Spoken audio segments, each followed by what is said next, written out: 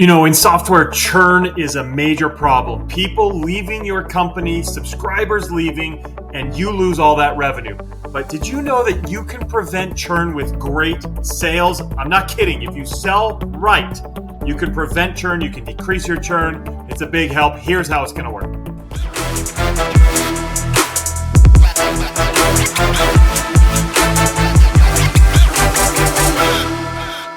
Okay guys, I'm Matt. I help software companies increase their valuation through amazing sales, putting in formulas and sales processes so they can drive more leads and close more deals. If you want help with me, book a call with me or my team, and we'll be able to chat with you and figure out if you're a fit, and if so, we can talk about how I can help you. You'll see a link down below. Go ahead and hit that link. That's where I can get you the most help so you can scale your software company. Now, we talked about it. There are ways to reduce your churn through great sales. A lot of people think that reducing churn happens after you sell, once you have customer success helping the customer or your customer support helping the customer.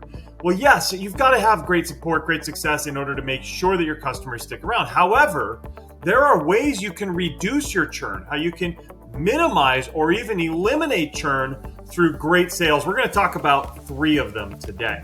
So, number 1, make sure you sell to the right customers. This is a big one because if you sell to the wrong customers, if they get in, they're going to hate the service. They're going to hate your solution. They're going to leave. They're going to tell everybody it's a terrible product, even though they were actually just the wrong fit. So what do you need to do? We need to identify our ICP. That stands for Ideal Customer Profile. Once you identify that, now you need to market to that person. Make sure your system is set up and directed towards them in terms of development and what you build. Make sure your marketing messaging speaks right to that person. Make sure that your sales message speaks to them.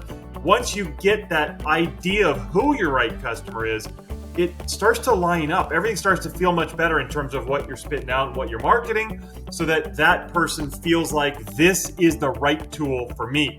So know your customer and sell to the right ones. That means don't sell to the wrong ones. Do not sell. Make sure your team knows they shouldn't sell to anybody who is not within your ICP parameters. If you can do this right, then the people that you're already talking to, they're going to love the product. It's built for them, it's designed for them, and they should know it and they should love it.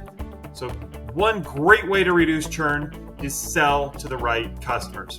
Now, if you like this so far, make sure you're subscribed. I've got lots of tips coming up that you're not going to want to miss in the next few weeks. So hit that subscribe button right now. Hit the little bell that goes with it. That way you're not going to miss any of the cool stuff I've got coming for you. All right, 3 ways to reduce churn. We've gone through number 1. Number 2, do not sell on price. Now, this is a hard one, especially if you're a startup getting going. We think, hey, we've got to beat the competition out there. Let's make sure that we can get more customers. The only way to do that, because they've been around so long, they already have the trust, let's lower our cost. If we can lower the cost and then sell that our cost is lower, yeah, you've got 2 systems, just buy us because it's cheaper, then of course it's going to make sure we get some wins, right?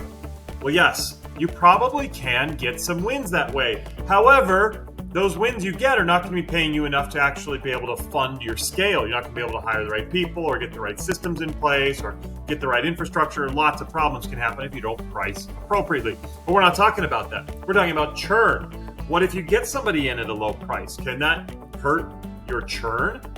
Yes, actually in 2 ways. If you actually talk to some of the bigger, better companies out there, companies that we should all be benchmarking, they'll tell you that the people and the companies that churn from them are always their lowest cost companies. The companies paying the lowest amount churn the most. How does that make sense? If they're paying the lowest amount, they should love that. They should stick around. But it's actually because they don't have the necessary capability to be able to get their problem solved. They don't have the wherewithal to be solving their problems. And so the lowest price companies usually churn. Also, even more so, if you sell on price, what you are saying to your buyer is, buy us, we're the lowest. That's why you should buy it. You're educating them to buy on the lowest and keep or get the lowest cost provider.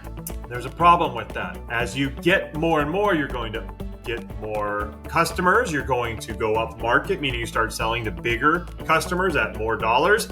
And now you've already taught your lowest price people that they should buy on price. So a new upstart comes out, they decide to undercut you, and those people you've already educated, you already taught them to go by price, they're gonna go and leave you because you told them to go on price, and now there's somebody else cheaper.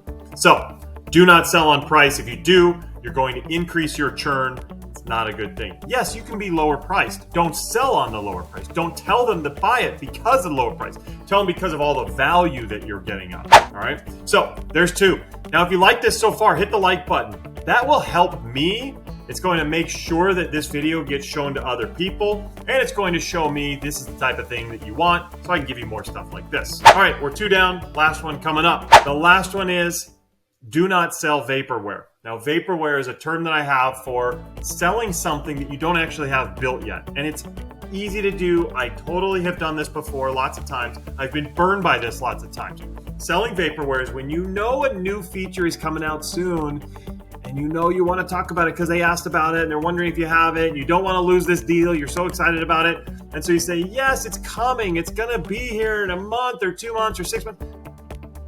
That's going to hurt you. If you sell vaporware, one of two things will happen. One, they're going to get signed up. They're like, okay, it's coming. We'll get signed up.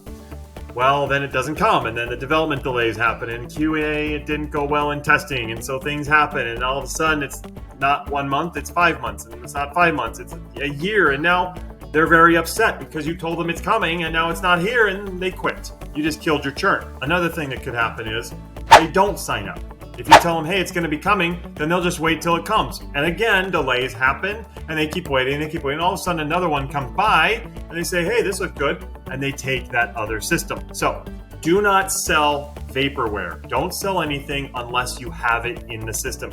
Only sell what you have. And when you do that, you're going to reduce your churn significantly. Again, make sure you're subscribed. You do not want to miss stuff like this. I want to get you all the best stuff. So hit that subscribe button now. These are the 3 ways you can reduce churn through great sales. Sell to the right people.